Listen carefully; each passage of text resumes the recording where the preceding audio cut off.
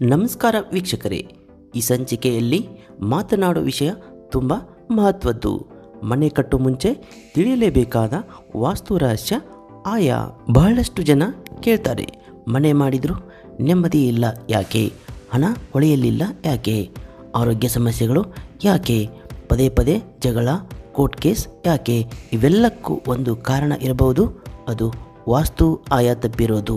ಈ ವಿಡಿಯೋ ಕೊನೆಯವರೆಗೆ ನೋಡಿದರೆ ಆಯ ಅಂದ್ರೇನು, ಆಯ ಎಷ್ಟು ವಿಧ, ಯಾವ ಆಯ ಶುಭ, ಯಾವುದು ಅಶುಭ, ಮನೆ, ಸೈಟ್, ಫ್ಲ್ಯಾಟ್ಗೆ ಆಯ ಹೇಗೆ ಬಳಸಬೇಕು ಎಲ್ಲವನ್ನು ಸ್ಪಷ್ಟವಾಗಿ ತಿಳ್ಕೋಬಹುದು.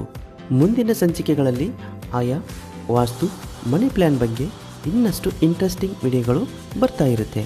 ಈ ಚಾನಲನ್ನು ಸಬ್ಸ್ಕ್ರೈಬ್ ಮಾಡಿ, ಹಾಗೆ ಬೆಲ್ ಐಕಾನ್ ಒತ್ತಿ. ಆಯ ಎಂದರೇನು ಮೊದಲು ಅರ್ಥ ಮಾಡ್ಕೋಬೇಕು. ಆಯ ಅಂದರೆ ಫಲಿತಾಂಶ. ವಾಸ್ತುಶಾಸ್ತ್ರದಲ್ಲಿ ಮನೆ ಅಥವಾ ಕಟ್ಟಡದ ಮಾಪನದಿಂದ ಬರುವ ಶಕ್ತಿ ಫಲಕ್ಕೆ ಆಯ ಎಂದು ಹೇಳಲಾಗುವುದು.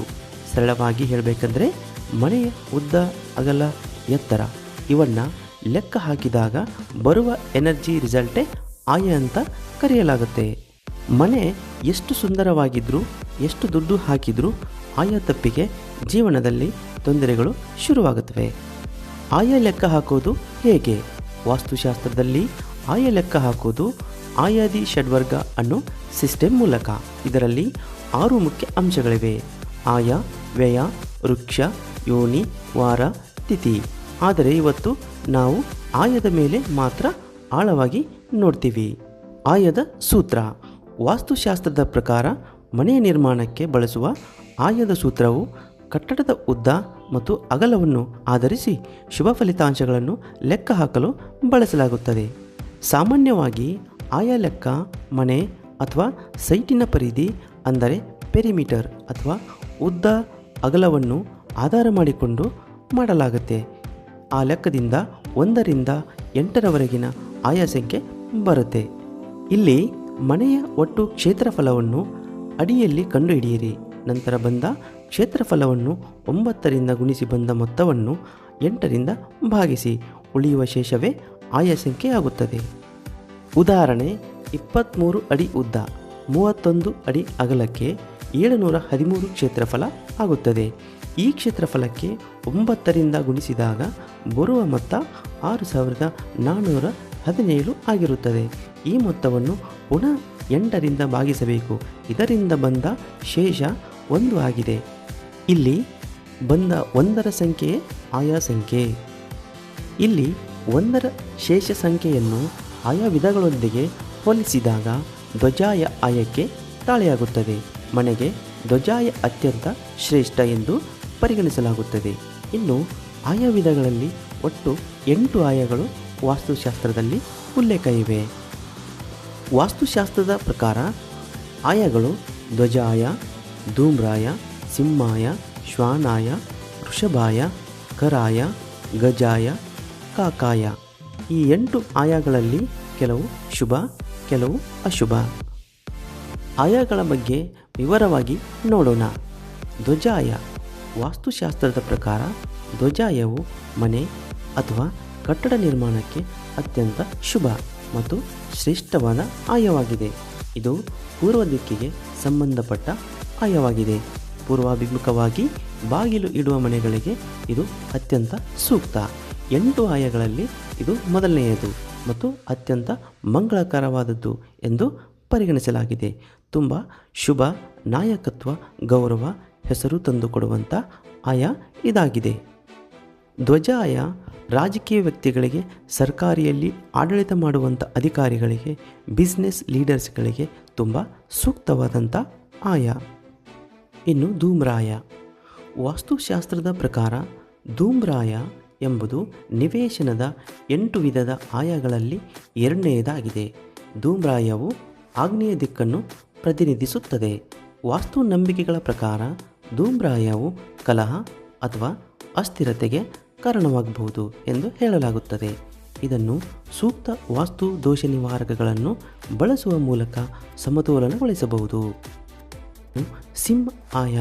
ವಾಸ್ತುಶಾಸ್ತ್ರದ ಪ್ರಕಾರ ಸಿಂಹ ಆಯ ಎನ್ನುವುದು ಮನೆಯ ವಿಸ್ತೀರ್ಣವನ್ನು ಆಧರಿಸಿದ 8 ಪ್ರಕಾರದ ಆಯಗಳಲ್ಲಿ 3ನೇ ವಿಧದ ಆಯ. ಇದನ್ನು ಮುಖ್ಯವಾಗಿ ದಕ್ಷಿಣ ದಿಕ್ಕಿನ ಅಧಿಪತಿಯಾದ ಯಮನಿಗೆ ಸಂಬಂಧಿಸಿದ್ದು ಎಂದು ಪರಿಗಣಿಸಲಾಗುತ್ತದೆ. ಸಿಂ ಆಯವು ದಕ್ಷಿಣ ದಿಕ್ಕನ್ನು ಸೂಚಿಸುತ್ತದೆ.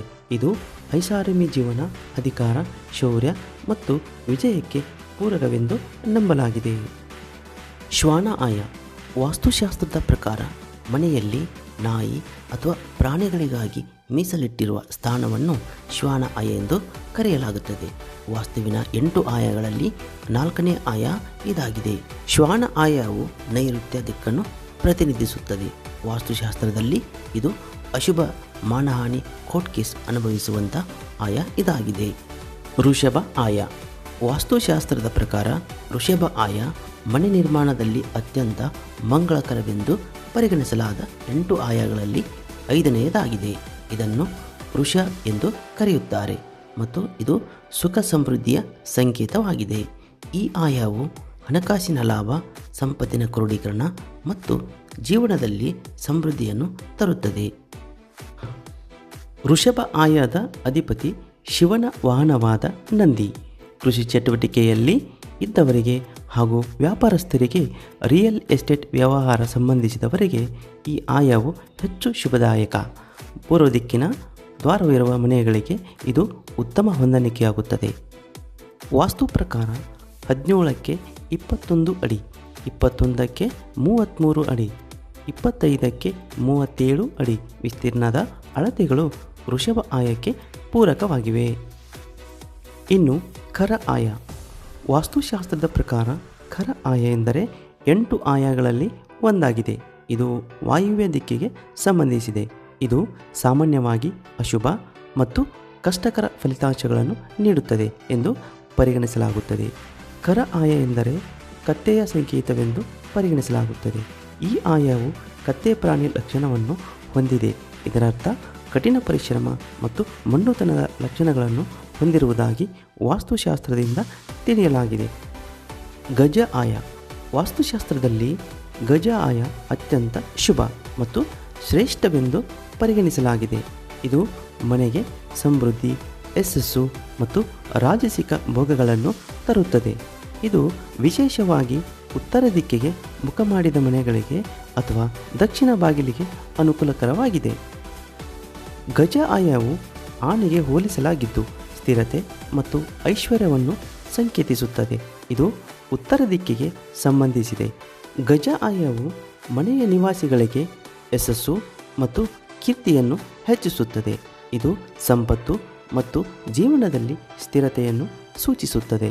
ಮನೆಯ ಅಳತೆಗಳಲ್ಲಿ ನಿರ್ದಿಷ್ಟವಾಗಿ 21ಕ್ಕೆ 27, 23ಕ್ಕೆ 33 ಮತ್ತು 29ಕ್ಕೆ 43 ಅಡಿಗಳಂಥ ಅಳತೆಗಳು ಗಜ ಆಯದ ಅಡಿಯಲ್ಲಿ ಬರುತ್ತವೆ. ಇನ್ನು ಕಾಕ ಆಯ ವಾಸ್ತುಶಾಸ್ತ್ರದಲ್ಲಿ ಕಾಕ ಆಯ 8ನೇದಾಗಿದ್ದು ಇದನ್ನು ಅತ್ಯಂತ ಅಶುಭ ಎಂದು ಪರಿಗಣಿಸಲಾಗುತ್ತದೆ. ಈ ಆಯದಲ್ಲಿ ಮನೆ ನಿರ್ಮಿಸಿದರೆ ಅದು ಮೃತ್ಯು ಭಯ, ಸದಾಕಾಲ ದುಃಖ, ಮನೆಯ ಸದಸ್ಯರಿಗೆ ರೋಗಗಳು ಮತ್ತು ಆರ್ಥಿಕ ನಷ್ಟಕ್ಕೆ ಕಾರಣವಾಗಬಹುದು ಎಂದು ವಾಸ್ತುಶಾಸ್ತ್ರ ಹೇಳುತ್ತದೆ. ಕಾಕ ಆಯವು ಈಶಾನ್ಯ ದಿಕ್ಕಿಗೆ ಸಂಬಂಧಿಸಿದ್ದಾಗಿದೆ. ಮನೆಯ ವಿಸ್ತೀರ್ಣ ಅಥವಾ ಉದ್ದಗಲಗಳ ಗುಣಲಬ್ಧವನ್ನು 8ರಿಂದ ಭಾಗಿಸಿದಾಗ ಉಳಿಯುವ ಶೇಷವು 8 ಅಥವಾ 0 ಆಗಿದ್ದರೆ ಅದನ್ನು ಕಾಕಾಯ ಎಂದು ಕರೆಯಲಾಗುತ್ತದೆ. ಮನೆ, ಸೈಟ್, ಫ್ಲ್ಯಾಟ್ ಎಲ್ಲದಕ್ಕೂ ಆಯ ಬೇಕಾ? ಹೌದು, ಖಂಡಿತ. ಖಾಲಿ ಸೈಟ್, ಮನೆ, ಫ್ಲ್ಯಾಟ್, ಅಂಗಡಿ, ಫ್ಯಾಕ್ಟರಿ ಎಲ್ಲದಕ್ಕೂ ಆಯ ನೋಡಬೇಕು. ಬಹಳಷ್ಟು ಜನ ಹೇಳ್ತಾರೆ ಫ್ಲ್ಯಾಟ್ಗೆ ಆಯ ಬೇಡ. ಇದು ತಪ್ಪು. ಫ್ಲ್ಯಾಟ್ನ ಕಾರ್ಪೆಟ್ ಏರಿಯಾ ಅಥವಾ ಸೂಪರ್ ಬಿಲ್ಟಪ್ ಏರಿಯಾದಿಂದ ಆಯ ನೋಡಬಹುದು. ಆಯ ತಪ್ಪಿದರೆ ಏನು ಮಾಡಬೇಕು? ಇದಕ್ಕೆ ಸೂಕ್ತವಾದ ಪರಿಹಾರಗಳು: ವಾಸ್ತು ಕಟ್ ಕರೆಕ್ಷನ್, ಆಯಕ್ಕೆ ತಕ್ಕಂತೆ ಒಳಾಂಗಣ ಬದಲಾವಣೆ, ಪ್ರವೇಶ ದ್ವಾರ ಸರಿಪಡಿಕೆ, ಕೆಲವು ಸಂದರ್ಭಗಳಲ್ಲಿ ಯಂತ್ರ ಸ್ಥಾಪನೆ ಮಾಡಬೇಕು. ಮನೆಯ ಯಾವುದೇ ಮುಖ್ಯ ಭಾಗವನ್ನು ಕೆಡುವ ಅವಶ್ಯಕತೆ ಇರುವುದಿಲ್ಲ. ವೀಕ್ಷಕರೇ, ಮನೆ ಅಂದರೆ ಇಟ್ಟಿಗೆ, ಸಿಮೆಂಟ್ ಅಲ್ಲ, ಅದು ನಮ್ಮ ಭವಿಷ್ಯ ಕಟ್ಟು ಜಾಗ. ಆಯ ಸರಿಯಾಗಿದ್ದರೆ ಜೀವನ ಸರಿಯಾಗಿರುತ್ತೆ. ಆಯ ತಪ್ಪಿದರೆ ಎಷ್ಟೇ ದುಡ್ಡಿದ್ರೂ ಶಾಂತಿ ಇರಲ್ಲ. ಹಾಗಾಗಿ ಮನೆ ಕಟ್ಟು ಮುಂಚೆ ದಿಕ್ಕು, ಆಯಾ, ವಾಸ್ತು ಪರಿಗಣಿಸಿ ನಿರ್ಧಾರ ತೆಗೆದುಕೊಳ್ಳಬೇಕು. ಈ ವಿಡಿಯೋ ನಿಮಗೆ ಉಪಯುಕ್ತ ಅನಿಸಿದರೆ ಲೈಕ್ ಮಾಡಿ, ಶೇರ್ ಮಾಡಿ, ಸಬ್ಸ್ಕ್ರೈಬ್ ಮಾಡಿ.